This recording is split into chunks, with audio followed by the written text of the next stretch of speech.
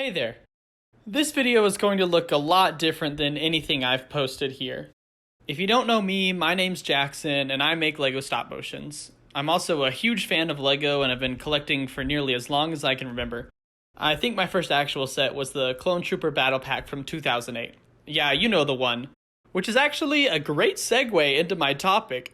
You saw the title of the video, you've seen the news, the leaks, and now the official prices.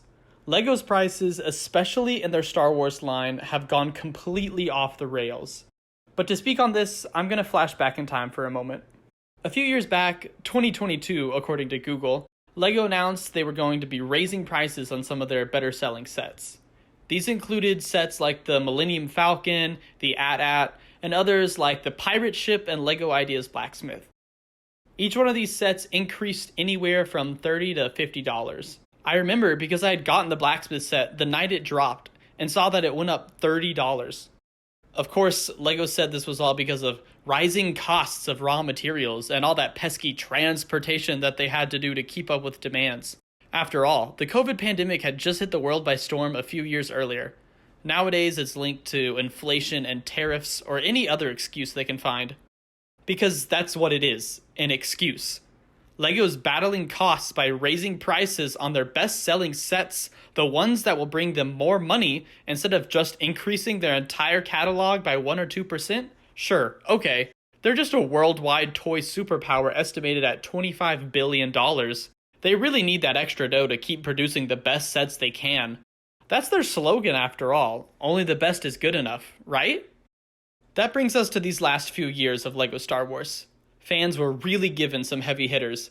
An ATTE, a Republic gunship, albeit a Coruscant Guard one, an ARC 170, and more good-looking items. The buzz around these sets at release was ecstatic. People were army building and buying like the good old days of 2013. Except for me, and quite a few other people I would guess. Right now, you can go onto Amazon and find most of these sets on sale. This goes back at least 2 months ago when I was looking for things for May the 4th. Ahsoka Starfighter, originally overpriced at $45, is now $10 off. I remember seeing the ATTE and Gunship for almost $30 off each. The ARC 170 is $15 off. Let that sink in. A set that came out on January 1st that was highly requested is 20% off only 5 to 6 months later. Of course, none of these prices are on LEGO's official website, just Amazon, Target, Walmart, and every other single retailer. And now we're at today, or whenever this video gets finished. The August wave of Star Wars sets were officially revealed, and I'm stunned, flabbergasted. My jaw is on the floor. The two big ones, the Separatist MTT and Republic Juggernaut, are two sets that are both releasing at $160. $160. Look at the piece count. If you thought the ATTE and Gunship were overpriced at $140 with a little over 1,000 pieces, you're going to want to take a seat. Neither of these sets even hits the 1,000 piece count, and they're asking for this much. Oh, but what about the figures? Fans have been asking for these clones for forever. You're right, they have. And they've locked them behind a paywall so steep that they've cut off the majority of their fan base. I remember collecting LEGO as a kid. Unfortunate enough to have a December birthday, meaning I had money one time out of the year. It didn't matter if a set was $30, $50, or $200. If it was out of my budget, it was no use. And these sets are far out of the budget of any kids, or adults for that matter, wanting them.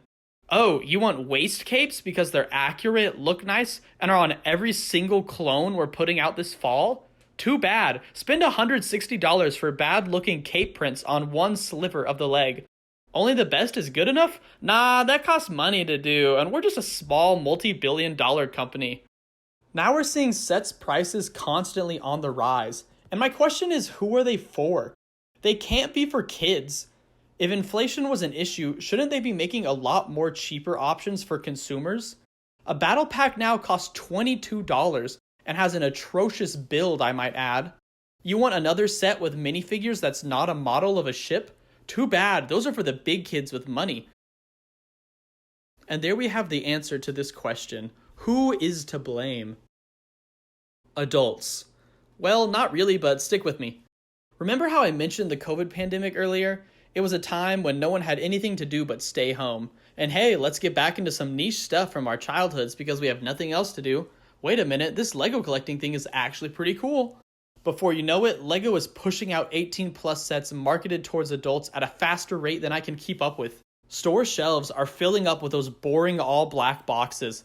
Collectors are becoming just adults with paychecks to throw at cool stuff they see online. Side tangent, but I hate when I see a Lego collector on social media and they all have the exact same sets. They've got 2 or 3 Technic cars or F1s, the Eiffel Tower probably, a $200 Star Wars ship that's on a stand, then some of the sets from the Plants lines, and a modular building or two. Don't ask to see anything older than 2020, or something from Ninjago, or Space Police, or Bionicle, or anything that's not owned by the Disney Corporation. I don't mean to sound like a gatekeeper, like no one else can be a Lego collector if they didn't start when I did. But come on, guys, you're not a Lego collector, you collect things that are trendy. There's no regard for this set would have cost half as much a few years ago, maybe I shouldn't buy it the day it comes out and contribute to Lego's ego and thinking they can get away with anything now. They just buy it and move on. Speaking of moving on, let's get back to it. These are the adults that are dictating the market now. Sure, the Lord of the Rings Rivendell set is amazing and probably the prettiest set ever, and yes, I do have it, but it is $500. Half a grand. Half of the Star Wars sets these days are displays or dioramas. And if they're not, then they cost, and I can't stress this enough, $160. And it's not even like this is an inflation problem. What about Ninjago sets, Dreams sets, heck, even Friends and City? Look at their prices, their piece count, their value. Then turn around and look at every licensed set. Star Wars, Marvel, Mario, and don't even get me started on Jurassic Park. They know what the adult market wants to buy. I mean, what the heck, we got an entire minifigure wave of F1 cars. They made a minifigure wave without any minifigures after making an entire F1 wave for Speed Champions. Don't even ask what it costs to be a Castle fan these days. You'll have to go onto Bricklink and wait for months for a set to come out that's designed by fans and then hope it doesn't sell out in one day. Or back to Lord of the Rings, that the book nook you want that's the same price as the Sherlock Holmes one with a great build, piece count, and figure collection doesn't turn out to be hot garbage. But hey, you know there's a 30-year-old out there who will see it and go, ooh, the Balrog, and buy it without a second thought. Sorry, I kind of went off the deep end there. Maybe it's time to wrap this up. My point is, you can't talk about the new wave of Star Wars sets being ludicrously expensive and act like things have been fine for the past 4 years.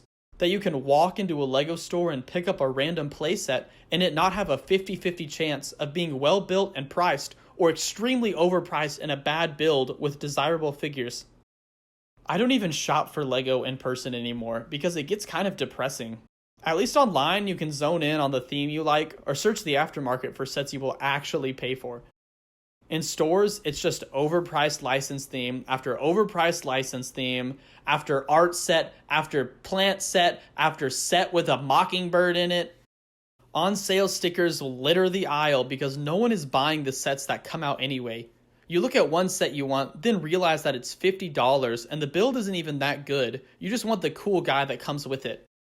And all the while, the black box 18 plus section is only growing bigger.